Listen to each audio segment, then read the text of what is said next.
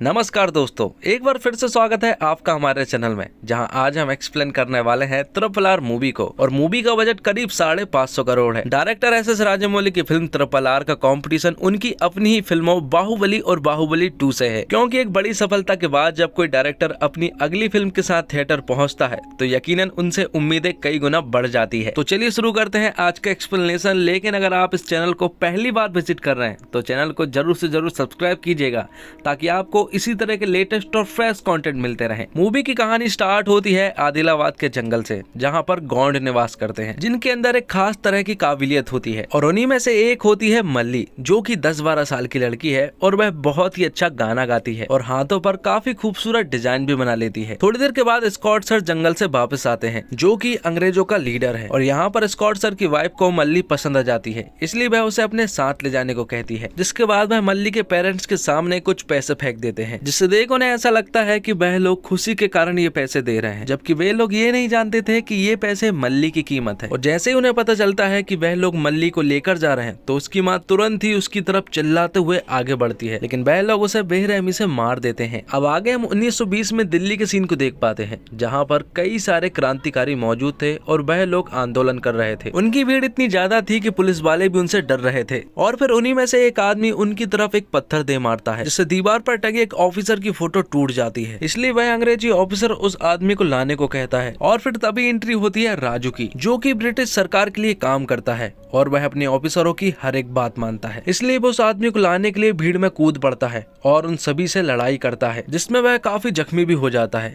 इसके बावजूद वह उस आदमी को यहाँ तक लेकर आता है। अंग्रेजी ऑफिसर भी दंग रह जाते हैं, क्योंकि ये काम कोई आम इंसान नहीं कर सकता था। आगे हम देखते हैं कि कुछ ऑफिसर के प्रमोशन के लिए नाम अनाउंस हो रहे थे, जिनमें कई सारे ऑफिसरों के नाम अनाउंस होते हैं, लेकिन उनमें राजू का नाम नहीं था। और ये देखकर राजू को काफी बुरा लगता है, क्योंकि उसकी काबिलियत को देखकर सबसे पहले उसी का प्रमोशन होना था, लेकिन अंग्रेजों ने ऐसा नहीं किया। आगे हम ब्रिटिश दफ्तर में एक आदमी को देख पाते हैं, जो कि अंग्रेजों से बात कर रहा था। वह उनसे कहता है कि कुछ महीने पहले स्कॉट सर आदिलाबाद के जंगल आए थे, जहाँ से उन्होंने एक लड़की को उठा लाए थे और वह एक गौंडों की बेटी है। होने को तो वह बहुत सीधे होते हैं, लेकिन जब बात अपनी पर आ जाए तो वह कुछ भी कर सकते हैं और वह लोग उस लड़के को यहाँ से जरूर लेकर जाएंगे। आगे हम जंगल में एक आदमी को देख पाते हैं, जो कि अपने ऊपर खून डाल रहा था, ताकि जानवर वो सूंघकर उनकी तरफ आए और वह उनका शिकार कर ले। तभी एक भेड़िया उस खून को सूंघकर उनकी तरफ आने लगता है, जिसे देखकर वह भागने लगता है।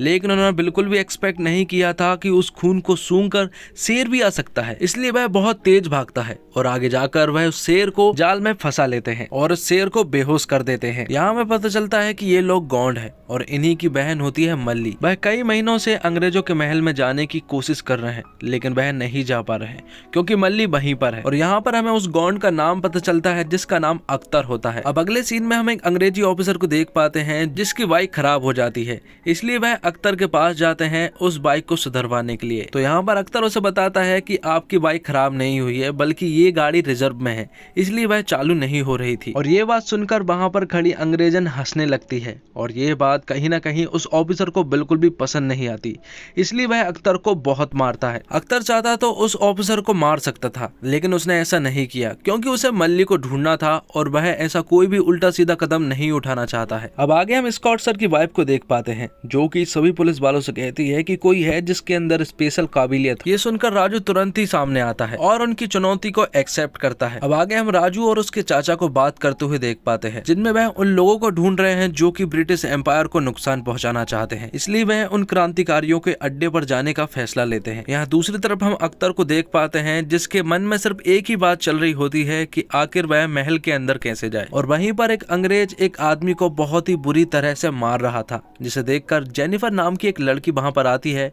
और उस आदमी को बचा लेती है। उस लड़की को देखकर अख्तर और उसके आदमी समझ जाते हैं कि उनकी कोई हेल्प कर सकता है तो वही लड़की कर सकती है। और यहाँ दूसरी तरफ राजू क्रांतिकारियों की सभा में शामिल हो जाता है। यहाँ पर वह सभी लोग कुछ बातें कर रहे थे, तभी राजू कहता है कि हमें तो स्कॉट सर को मार देना चाहिए। और फिर तभी राजू के पास एक आदमी आता है और वह उससे कहता है कि क्या ये पॉसिबल है, क्योंकि स्कॉट सर ने उनके ऊपर बहुत जुल्म किए हैं। साथ में वह उससे कहता है कि आपके इस काम में उसका भाई हेल्प कर सकता है, इसलिए वह उसके पास ले जाने लगता है। लेकिन बीच में कुछ पुलिस वाले खड़े हुए थे, जो कि सबकी चेकिंग कर रहे थे। यहाँ पर वह उस पुलिस वाले से कहता है कि वह एक पुलिस वाला है और उसे अपनी आईडी भी दिखाता है, लेकिन तभी वह पुलिस वाला उसे सैल्यूट करने लगता है, जिसे देखकर वह आदमी को पता चल जाता है कि वह भी सच्ची में पुलिस वाला है और वह तुरंत ही वहां से भागने लगता है और भागते भागते वह एक भीड़भाड़ वाली जगह में घुस जाता है जहां पर राजू उसे नहीं ढूंढ पाता। राजू ब्रिज के ऊपर था, वहीं अख्तर ब्रिज के नीचे था और वह वहां पर एक छोटे से लड़के को कुछ पैसे देता है और उसे मछली पकड़कर लाने को कहता है।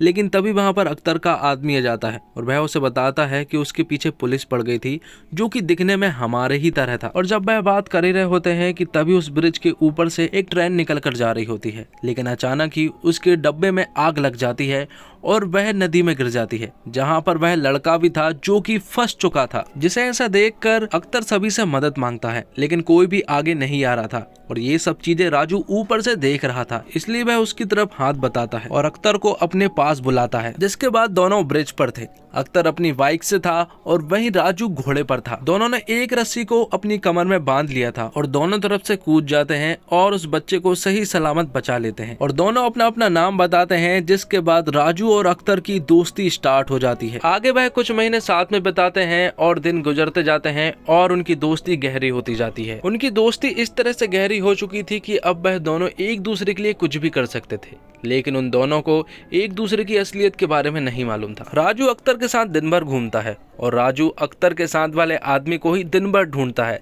लेकिन उसने ये फोटो अख्तर को अभी तक नहीं बताई थी। आगे महल में से जेनिफर गाड़ी लेकर निकलती है और अख्तर उसे खूबसूरत नजरों से देख रहा था। जिसे इस तरह से देखता हुआ राजू समझ जाता है कि वह जेनिफर को पसंद करता है, इसलिए वह उसके लिए एक प्लान बनाता है और जेनिफर से उसकी बात करवाने के लिए जेनिफर की कार के सामने कुछ कील पटक देता है, जिसके कारण आगे जाकर उसकी कार पंचर हो जाती है। अख्तर बहुत भोला है, इसलिए वह राजू से कहता है कि अब वह उस गाड़ी का पंचर बनाकर सब कुछ ठीक कर देगा। अब वह लड़की उनके पास आती है और अख्तर को इंग्लिश नहीं आती है, इसलिए राजू उसकी मदद करता है और कहता है कि ये आदमी बाजार जा रहा है और जाते हुए तुम्हें भी बाजार छोड़ देगा। अब जेनिफर और अख्तर बाजार पहुंच जाते हैं जहां पर वह दोनों आपस में कुछ समय बिताते हैं और एक दूसरे का नाम भी बताते हैं। साथ में वह दोनों बातें भी करते हैं, लेकिन अख्तर को इंग्लिश नहीं आती है और जेनिफर को हिंदी नहीं आती है। जेनी यहाँ पर छोटे साइज के कपड़े खरीदती है और यहाँ पर अख्तर उसे इशारों में कहता है कि ये आपके साइज का नहीं है, जिस पर जेनी उससे कहती है कि ये मेरे लिए नहीं है बल्कि मल्ली के लिए है। और मल्ली नाम सुनते से ही अख्तर समझ जाता है कि मल्ली उन्हीं के पास है, इसलिए वह खुद के हाथों से एक कंगन बनाता है और जेनी को दे देता है, जो कि एक मैसेज के रूप में है। जिसके बाद जेनी उसे इनविटेशन देती है अपने महल में आने का, जहां पर एक खास प्रोग्राम होना था। दूसरी तरफ मल्ली उस कंगन को देखकर समझ जाती है कि ये कंगन उसी के भाई ने भेजा है और अब अख्तर और राजू उस प्रोग्राम में जाने के लिए एकदम रेडी थे और वह उस प्रोग्राम में पहुंच जाते हैं जहां पर जेनी उससे मिलती है। जिसके बाद दोनों साथ में डांस करते हैं और उन्हें इस तरह से डांस करता हुआ एक अंग्रेज जल रहा होता है, इसलिए वह भी उसके पास जाकर डांस करने लगता है और फिर लात मारकर गिरा देता है। फिर वह उसके सामने कुछ डांस की स्टेप करके बताता है और कहता है कि क्या वह इस तरह से कर सकता है। जिसके बाद राजू और अख्तर शुरू हो जाते हैं डांस करने के लिए, जो कि बहुत ही तगड़ा डांस करते हैं और उसमें जेनी भी उनका साथ देती है। पार्टी में सभी लोग डांस करने लगते हैं, लेकिन धीरे धीरे करके सभी लोग थक जाते हैं, लेकिन अख्तर और राजू आखिर तक डांस करते हैं। अब प्रोग्राम खत्म हो जाने के बाद जेनी अख्तर को अपने घर ले जाती है। इनके जाने के बाद राजू उसी आदमी की तलाश करने लगता है और इस बार वह आदमी उसे मिल भी जाता है और इस बार वह उसे पकड़ भी लेता है। दूसरी तरफ अख्तर जब महल में एंटर हो रहा होता है तो तब उसे कुछ बातें पता चलती है, जैसे कि वहां पर 2 दरवाजे लगे होते हैं और पहला वाला दरवाजा खुलने के बाद जब दूसरा वाला दरवाजा खुलता है तो पहला वाला दरवाजा पहले बंद होता है। जिसके बाद अख्तर और जेनी के कमरे में पहुंच जाते हैं जहां पर वह दोनों आपस में बात कर रहे होते हैं, लेकिन तभी अख्तर उससे कहता है कि उसे भूख लगी है। तो जेनी जैसे ही वहां से जाती है तो अख्तर तुरंत ही मल्ली से मिलने के लिए चला जाता है और वह दोनों एक दूसरे को देखकर इमोशनल हो जाते हैं। मल्ली अख्तर के सामने जिद करती है कि वह उसे अपने साथ ले जाए, लेकिन अख्तर उससे कहता है कि वह अभी नहीं लेकिन तुम्हें बाद में जरूर लेकर जाएगा। और राजू यहाँ पर अख्तर के साथी को काफी ज्यादा टॉर्चर करता है और उससे उसके भाई का नाम पूछता है, लेकिन वह उसे नाम बताने से साफ इनकार कर देता है। अब उसी रात एक सांप उसके हाथों के पास आता है और वह उस सांप को दबोच लेता है। जिसके बाद जब राजू उससे बात करने के लिए आता है तो वह उसके ऊपर उसी सांप को फेंक देता है, जिसके कारण वह सांप उसे डस लेता है और वह उससे कहता है कि 1 घंटे के अंदर वह मर जाएगा, क्योंकि अंग्रेजों के पास भी इसका इलाज नहीं है। और ये सारी बातें सुनने के बाद राजू उस आदमी को छोड़ देता है। उसी रात में हम अख्तर और उसके साथियों को देख पाते हैं, जो कि अगले दिन मल्ली को वहां से लाने का प्लान बना रहे होते हैं, लेकिन तभी वहां पर राजू आ जाता है।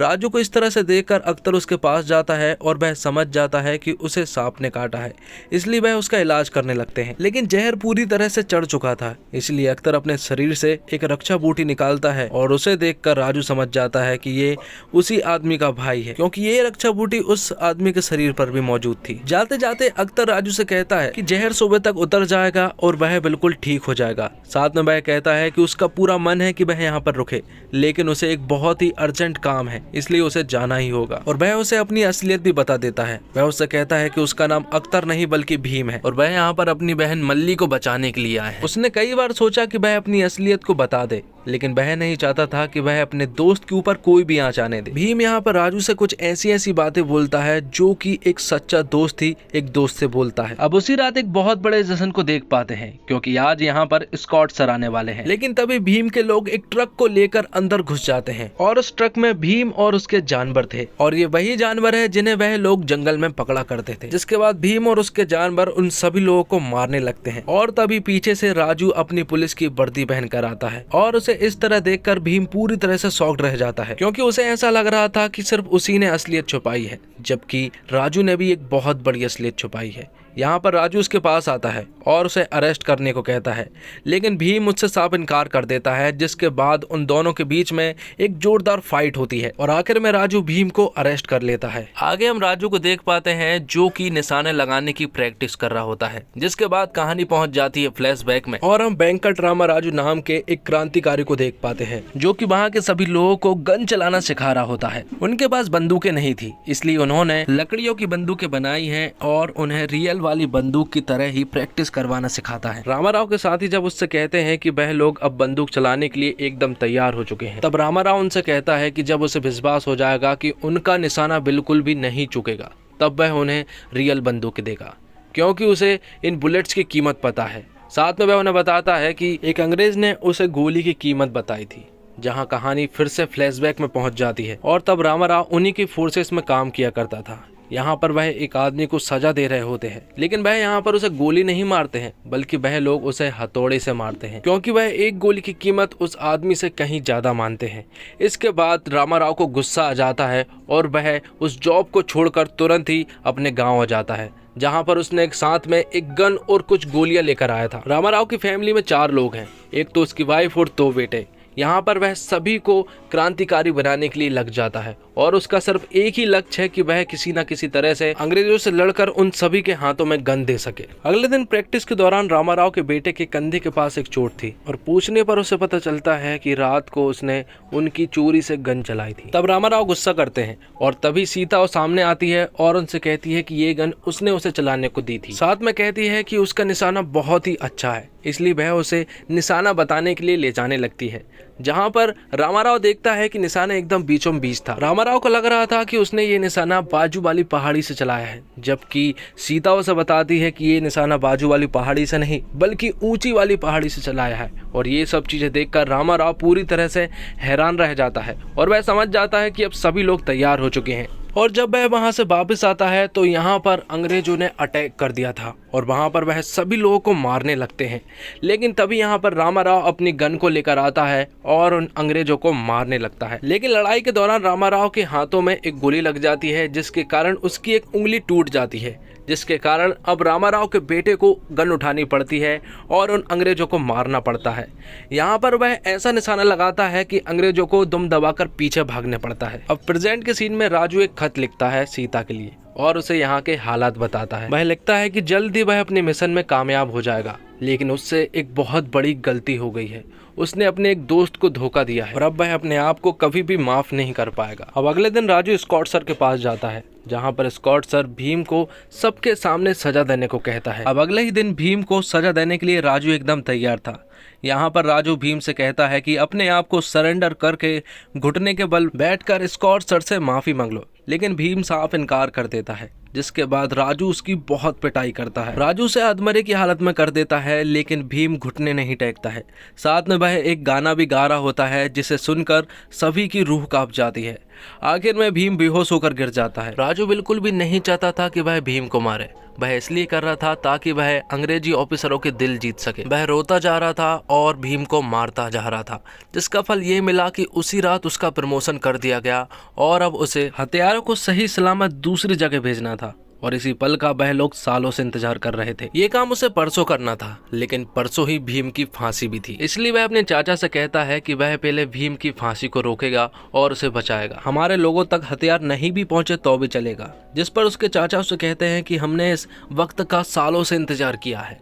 जिस पर राजू उन्हें बताता है कि हम जिन हथियारों की बात कर रहे हैं वह हथियार भीम है। बाबा चाहते थे कि हर एक आदमी के हाथों में हथियार हो, लेकिन भीम के जज्बे ने हर एक इंसान को हथियार बना दिया और वह इस जज्बे को लोगों तक पहुंचाएगा और इसके लिए उसे जान भी देनी पड़ी तो वह खुशी खुशी दे देगा। आगे स्कॉट सर और राजू भीम से मिलने के लिए जेल में जाते हैं, जहां पर स्कॉट सर उसे अगले ही दिन फांसी देने वाले थे। लेकिन राजू उनसे कहता है कि उसे फांसी इस तरह से नहीं देनी चाहिए, बल्कि उसे तो सभी लोगों के सामने फांसी देनी चाहिए जहां पर मल्ली भी खड़ी हो। इसलिए वह उनसे जगह बदलने को कहता है और स्कॉट सर भी मान जाते हैं। अब अगले सीन में हम देखते हैं कि राजू वहां पर रखी हुई सारी गन को खराब कर देता है, जिसके बाद अगले दिन स्कॉट सर के सभी लोग भीम को फांसी देने के लिए निकल पड़ते हैं, जहां पर राजू सबसे आगे था। तभी राजू एक पेड़ से उन सभी के रास्ते ब्लॉक करने की कोशिश करता है, लेकिन यहाँ पर स्कॉट सर आगे निकल जाते हैं और फिर राजू को एक गोली मारते हैं। गोली तो मिस हो जाती है, लेकिन राजू एक पेड़ के नुकीले भाग से टकरा जाता है और उसे एक गहरी चोट लग जाती है। दूसरी तरफ जब भीम को फांसी देने के लिए यहाँ पर लाया जा रहा था, तब राजू के चाचा उसके हाथ में बड़े ही चालाकी से एक ब्लेड उसके हाथ में थमा देते हैं और भीम यहाँ पर खुद को छुड़ाकर उन सभी को बहुत मारता है। जंगलों के रास्ते से मल्ली जब भीम की तरफ आ रही होती है तो पीछे से राजू ने उन सभी को साफ कर दिया था, जो कि मल्ली ने नहीं देख पाई थी। अब जब मल्ली भीम की तरफ भागते हुए आ रही थी तो मल्ली के सामने ही एक आदमी छिपा हुआ था और वह मल्ली को गोली मारने वाला था। इसलिए राजू मल्ली के बाजू से निशाना लगाता है और उस छिपे हुए आदमी को मार देता है। लेकिन यहाँ पर भीम को ऐसा लगता है कि राजू मल्ली को मारने वाला था, इसलिए भीम राजू के सर पर एक जोरदार प्रहार कर देता है, जिससे कि वह नीचे गिर जाता है और भीम मल्ली को लेकर वहां से उड़नछू हो जाता है। और यहाँ पर राजू उन सभी पुलिस वालों को रोक रहा होता है और वह अरेस्ट भी हो जाता है। फ्लैशबैक के सीन में हम देखते हैं कि राजू जब अपने गांव से शहर की तरफ निकला था तो उसने गांव वालों से वादा किया था कि वह हथियारों को लेकर यहाँ पर आएगा, वरना वह यहाँ पर कदम नहीं रखेगा। दूसरी तरफ भीम को ढूंढने की पूरी कोशिश जारी थी। यहाँ पर उन्होंने हर एक इलाके को घेर लिया था। उन्होंने दिल्ली से आगरा तक के पूरे रूट को बंद कर दिया था, लेकिन उन्हें शक सिर्फ एक ही जगह पर था, वो है हाथरस। और यहाँ पर भी वह लोग छानबीन करने के लिए जाते हैं। कुछ महीने बाद के सीन को हम देखते हैं कि राजू अब लॉकअप में बंद है और यहाँ पर उसकी बहुत ही बुरी हालत है। उसके पैर में बहुत ही ज्यादा गहरी चोट लगी हुई है और वह चल भी नहीं सकता है। वह लोग राजू को अंडरग्राउंड वाली काल कोठरी में बंद कर देते हैं। वहीं दूसरी तरफ हम देखते हैं कि भीम के साथ जो लोग थे वहां पर पुलिस वालों ने अब छानबीन करना स्टार्ट कर दिया है और वह उनके घर भी घुस गए थे। लेकिन तभी हम यहाँ पर सीता को देख पाते हैं, जो कि उन पुलिस वालों से कहती है कि यहाँ पर चेचक फैल चुका है और वह बहुत ही तेजी से फैल रहा है। जिसके बाद अंग्रेज ऑफिसर पीछे हो जाते हैं और वह दूर से ही टॉर्च के सहारे सभी लोगों को देखने लगता है। तो सीता उसके पास चली जाती है और उसका हाथ पकड़कर मदद मांगने लगती है, जिसे देखकर वह ऑफिसर उसके पेट में लात मार देता है और फिर वह वहां से चला जाता है। जिसके बाद जब वह लोग सीता से पूछते हैं कि वह कौन है और यहाँ पर क्यों आई है, तो सीता उसे बताती है कि वह यहाँ पर राम के लिए आई है। वह ब्रिटिश सरकार के लिए पुलिस का काम करते हैं, लेकिन वह हमारी तरह एक क्रांतिकारी है। साथ में उन्होंने एक खत लिखा था जिसमें उन्होंने लिखा था कि उन्होंने अपने एक दोस्त को धोखा दिया है और वह खुद को माफ नहीं कर पाएंगे। साथ में वह फ्लैशबैक की पूरी स्टोरी बता देती है कि किस तरह से रामाराव ने सभी लोगों को क्रांतिकारी बताया था। और यहीं पर फ्लैशबैक की स्टोरी आगे बढ़ती है, जिसमें रामाराव ने खुद को सरेंडर कर दिया था क्योंकि उनके पास सिर्फ एक ही गोली बची थी।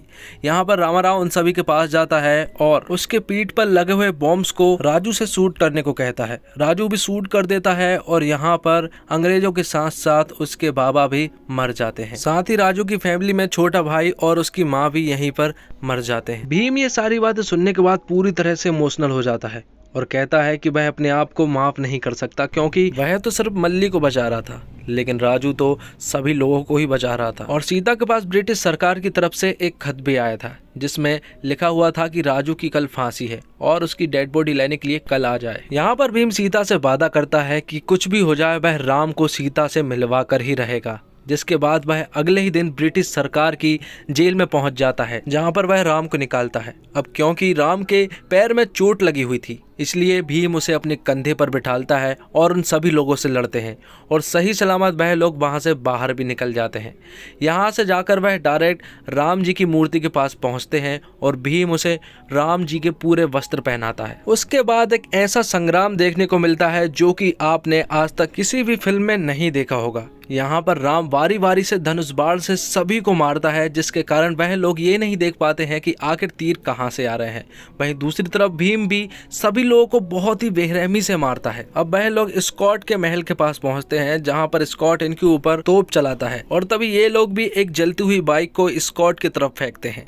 स्कॉट को ऐसा लग रहा था कि ये बाइक उसकी तरफ आ रही है, लेकिन वह बाइक तो जाकर कमरे में चली जाती है और कमरे में बहुत सारे बॉम्ब रखे हुए थे, जिसके कारण वहां पर एक बहुत बड़ा धमाका होता है और वहां के अंग्रेज सारे मर जाते हैं और आखिर में भीम स्कॉट को मारता है। एसएस राजामौली का सिनेमा बनाने का अपना एक सपने लोक है। हालांकि इस बार उनकी कहानी महिष्मती से किसी काल्पनिक लोक की नहीं है, लेकिन धरती पर जो कुछ उन्होंने कई साल पहले रचा है वह अतुलनीय है। राजामौली का सिनेमा विश्व सिनेमा की उस पटरी पर आ चुका है जिसमें कथानक का विस्तार किरदारों से ज्यादा उसकी कायनात करती है। राजामौली सिनेमा के उन फिल्मकारों में से है जिन पर हमें गर्व होना चाहिए कि इंडियन सिनेमा में हमारे अपने किरदारों के साथ भी इस तरह के विजुअल इफेक्ट वाली फिल्में बन सकती है। निर्देशक ने दोनों ही किरदारों के इंट्रोडक्शन सीन को कुछ इस तरह से सजाया है कि आप जान जाते हैं कि इन किरदारों का मिजाज कैसा होगा। दोनों कलाकारों द्वारा पानी से बच्चे को बचाया जाने वाला सीन हो या अंग्रेजों से लोहा लेने वाले दृश्य, हर सीन आपकी सांस रोक देता है। दर्शक के तौर पर कभी आप चीखते हैं तो कभी सीटी या ताली बजाते हैं। फिल्म का फर्स्ट हाफ बहुत मजबूत है, आप उत्तेजना के प्रभाव में बहते जाते हैं। राजामौली ने अपने इंटरव्यू में कहा था कि कहानी के नैरेटिव में किरदार ज्यादा अहम है और इस बात को रामचरण और जूनियर एनटीआर 100% सही साबित कर दिखाते हैं। अभिनय के मामले में रामचरण और जूनियर एनटीआर दोनों मंत्रमुग्ध कर देते हैं। फिल्म में दोनों किरदार जल और आग का प्रतिनिधित्व करते हैं और भीम के रूप में जूनियर एनटीआर ने फिल्म में जज्बाती पक्ष को मजबूत में थामे रखा है, जबकि रामचरण ने नायक के रूप में आग अर्थात बेरहम जल्लाद दिखाया गया है। मगर जब उसकी क्रूरता के पीछे दर्शक उसका मकसद जान जाते हैं तो उस चरित्र से भी प्यार होने लगता है। आलिया भट्ट का रोल बहुत छोटा है मगर प्यारा है। अंग्रेजी लड़की जैनी का किरदार कहानी में अच्छाई के पक्ष को मजबूत करता है।